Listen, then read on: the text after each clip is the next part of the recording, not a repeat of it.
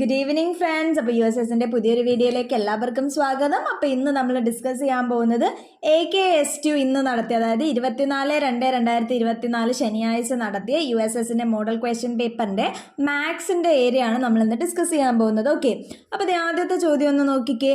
ഒരു ചതുരത്തിൻ്റെ നീളം 10% കൂടുകയും വീതി 10% കുറയുകയും ചെയ്താൽ പരപ്പളവിന് എത്ര ശതമാനം വ്യത്യാസം വരും എന്നാണ് ചോദ്യം. അപ്പോൾ അതേ നോക്കിക്കോ, ഒരു സ്ക്വയർ അതിൻ്റെ നീളം 10% കൂടുകയും വീതി 10% കുറയുകയും ചെയ്തു.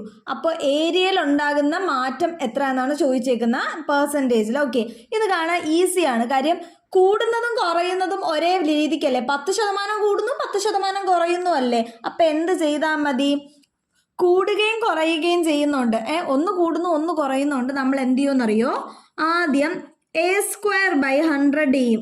ഈ A² എന്ന് പറയുന്നത് 10 അപ്പോൾ 10²/100 എത്രയാണ് കൂട്ടുകാരെ? 10² നമുക്കറിയാം 100.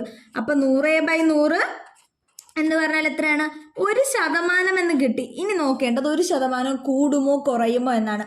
10% കൂടുകയും 10% കുറയുകയും ചെയ്യല്ലേ. അപ്പം രണ്ടും ഒന്ന് കൂടുന്നു ഒന്ന് കുറയുന്നു. അങ്ങനെയാണെങ്കിൽ നമ്മുടെ ഉത്തരം എന്തായിരിക്കും? കുറയുകയായിരിക്കും. ഓക്കെ, അപ്പോൾ 1% കുറയുന്നു എന്നാണ് ഉത്തരം വരുന്നത്. ഓപ്ഷൻ ഏതാണ്? ദേ നമ്മുടെ ഓപ്ഷൻ സി ആണ് ആൻസർ. 1% കുറയുന്നു എന്നതാണ് ആൻസർ. ഓക്കെ അല്ലേ? ദേ അടുത്ത ചോദ്യം ഒന്ന് നോക്കിയേ നിങ്ങൾ. ഇന്ന് അച്ഛന് മകൻ്റെ വയസ്സിൻ്റെ 3 ഇരട്ടിയാണ്. 5 വർഷം മുമ്പ് 4 ഇരട്ടിയായിരുന്നു. എന്നാൽ അച്ഛൻ്റെ വയസ്സ് എത്ര? ഇതിൻ്റെ ആൻസർ എളുപ്പത്തിന് കണ്ടുപിടിക്കാനായിട്ട് നമുക്ക് ചെയ്യാൻ എളുപ്പം എന്ന് പറയുന്നത് ഓപ്ഷനിൽ നിന്ന് എന്താണ് ആൻസറിലോട്ട് പോകുന്നതാണ്. ഇപ്പോൾ ഓപ്ഷൻ എ എടുത്തോ, 45 അതായത് ഇപ്പോൾ പ്രസന്റ് വയസ്സാണ് ആരുടെ? അച്ഛൻ്റെ പ്രസന്റ് വയസ്സാണ് ഈ 45 എന്ന് പറയുന്നത്. ഇന്ന് അച്ഛന് മകന്റെ വയസ്സിന്റെ 3 ഇരട്ടിയാണ്. അപ്പം അച്ഛന് 45 ആണെങ്കിൽ മകൻ എന്തായിരിക്കും? അച്ഛന്റെ വയസ്സിന്റെ 1/3 അല്ലേ. അപ്പോൾ മകന്റെ വയസ്സ് നോക്കിയാൽ എന്ത് മതി? മകനാണെങ്കിൽ ദേ 45 × 1/3 എത്ര വയസ്സായിരിക്കും? 15 വയസ്സായിരിക്കും അല്ലേ. അച്ഛന് 45 ആണെങ്കിൽ മകൻ ഇപ്പോൾ 15 വയസ്സ്. ഇനി അതിലെന്താ വേറെ പറഞ്ഞിട്ടുള്ളത്? 5 വർഷം മുമ്പ് 4 ഇരട്ടിയായിരുന്നു എന്നാണ് ചോദ്യം. അപ്പോൾ 5 വർഷം മുമ്പ് അതായത് നോക്കിക്കേ, 5 വർഷം മുമ്പ് എന്തായിരുന്നു? അച്ഛൻ്റെ വയസ്സ് എത്രയായിരിക്കും? ഇപ്പോൾ അച്ഛന് 45. അപ്പം 5 വർഷം മുമ്പ് 45 - 5 അല്ലേ, 40 വയസ്സായിരിക്കും. അച്ഛന് 40 വയസ്സായാൽ 5 വർഷം മുമ്പ് മകൻ എത്രയാവും? 15 - 5 10 വയസ്സ്. ദേ ഇതിൽ പറഞ്ഞേക്കുന്ന എന്താ? 5 വർഷം മുമ്പ് 4 ഇരട്ടി ആകുമെന്നല്ലേ. മകന്റെ 10 ആണെങ്കിൽ 10ന്റെ 4 ഇരട്ടി 40. അപ്പോൾ നമ്മുടെ ഉത്തരം ഓപ്ഷൻ എ ആയ 45 തന്നെ അല്ലേ. ബാക്കി ഓപ്ഷൻ ബിയോ സിയോ ഡി, അതായത് 50, 90, 22 എടുത്താലും നമുക്ക് ഇവർ പറയുന്ന ഈ ഒരു എന്താണ് കണക്ഷൻ അവിടെ കിട്ടത്തില്ല. ഓക്കെ, അപ്പോൾ നമ്മുടെ ആൻസർ 45 വയസ്സാണ് അച്ഛൻ്റെ. ഓക്കെ അല്ലേ? ഇതേ നിങ്ങൾ അടുത്ത ചോദ്യം നോക്കിക്കേ. ഒരു കേക്കിൽ നിന്ന് 1/4 ഭാഗം രേഖയെടുത്തു. ബാക്കി ഭാഗം കൊണ്ട് ഒരാൾക്ക് ഒരു കേക്കിൻ്റെ 1/2 ഭാഗം വീതം കൊടുക്കണം. എത്ര പേർക്ക് കേക്ക് കൊടുക്കാമെന്നാണ് ചോദ്യം. അപ്പം അതെ, ഫുള്ള് കേക്ക് ഒന്നല്ലേ, മൊത്തമായിട്ട് ഒന്നല്ലേ. അതിൽ നിന്ന് എത്രയാ രേഖ എടുത്തേ? 1/4 ഭാഗമല്ലേ. 1ൽ നിന്ന് 1/4 ഭാഗം കുറച്ചാൽ എത്രയുണ്ട്? നമുക്ക് LCM ഒക്കെ എടുത്തോണ്ട് ചെയ്തേ.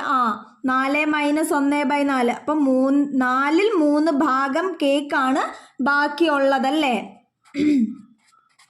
ഇത്രയും ഭാഗം കേക്ക് ബാക്കിയുണ്ട്. ഇതെന്താ പറയുന്നത്? ബാക്കി ഭാഗം കൊണ്ട് ഒരാൾക്ക് ഒരു കേക്കിൻ്റെ 1/2 ഭാഗം വീതം കൊടുക്കണം. അപ്പം ബാക്കി നമ്മുടെ കയ്യിലുള്ള ഈ 4ൽ 3 ഭാഗം കേക്ക് വെച്ചിട്ട് എത്രയോ പേർക്ക് നമ്മൾ ഭാഗിച്ചു കൊടുക്കണം, പീസായിട്ട്. അതും എങ്ങനെ? ഓരോ ആൾക്കും കിട്ടുന്നത് 1/2 ഭാഗം വീതം ആയിരിക്കുകയും വേണം അല്ലേ. അതെങ്ങനെ ചെയ്യാതെ? ഈ ബാക്കിയുള്ള കേക്കില്ലേ, അതായത് 4ൽ 3 ഭാഗം, ഇതിന് എന്ത് ചെയ്താൽ മതി? 1/2 ഭാഗം കൊണ്ട് ഡിവൈഡ് ചെയ്താൽ മതി. ഇത് ഡിവൈഡ് ചെയ്യുമ്പോൾ എങ്ങനെ കിട്ടും? ദേ 4ൽ 3, ഇത് ഡിവിഷൻ അല്ലേ, ഡിവിഷൻ മൾട്ടിപ്ലിക്കേഷൻ. അപ്പോൾ റെസിപ്രോക്കൽ പോവുമല്ലോ. 1 12 12/1 ആവൂലേ? അപ്പോൾ ഇത് ചെയ്യപ്പോൾ എങ്ങനെ? അതെ 4 കൊണ്ട് കട്ട് ചെയ്താൽ 3 വട്ടം.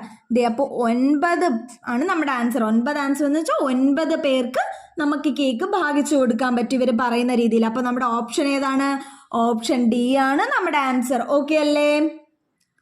ദേ കൂട്ടുകാരെ, അടുത്ത ചോദ്യം നോക്കിക്കേ. 400 രൂപയ്ക്ക് കൂട്ടുപലിശ രീതിയിൽ 2 വർഷം കൊണ്ട് 441 രൂപയായാൽ പലിശ നിരക്ക് എത്ര എന്നാണ് ചോദ്യം.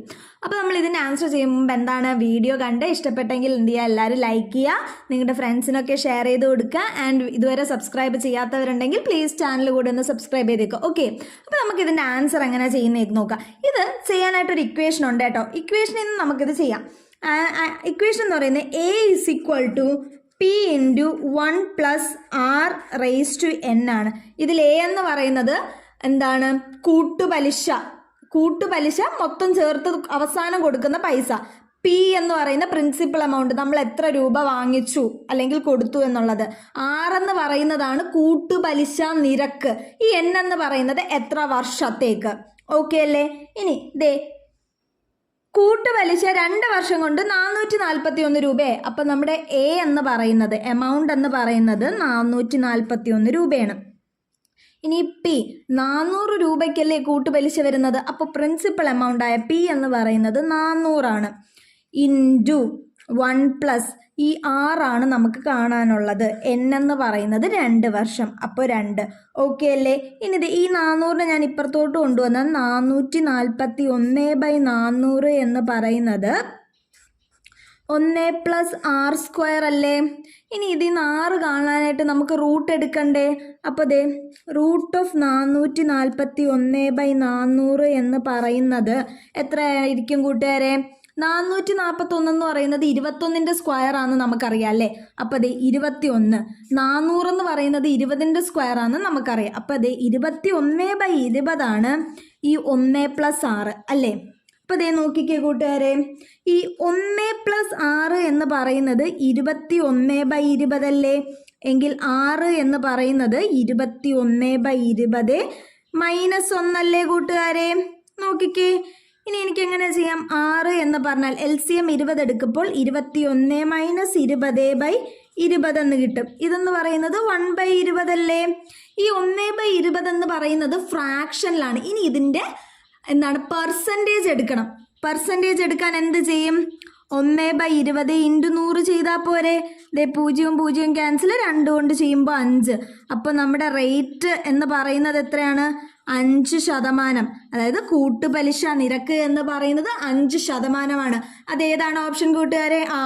C ആണ്. അപ്പോൾ നമ്മുടെ ആൻസർ ആയിട്ട് വരുന്നത്. ഓക്കെ അല്ലേ? അപ്പോൾ ഇത്രയും ക്വസ്റ്റ്യൻസ് ഓക്കെ അല്ലേ കൂട്ടുകാരെ? അപ്പോൾ ഇതിൻ്റെ ബാക്കി ക്വസ്റ്റ്യൻസ് ഞാൻ അടുത്ത വീഡിയോയിൽ അപ്ലോഡ് ചെയ്യുന്നതായിരിക്കും. അതുവരെ ടാറ്റാ, ബൈ ബൈ.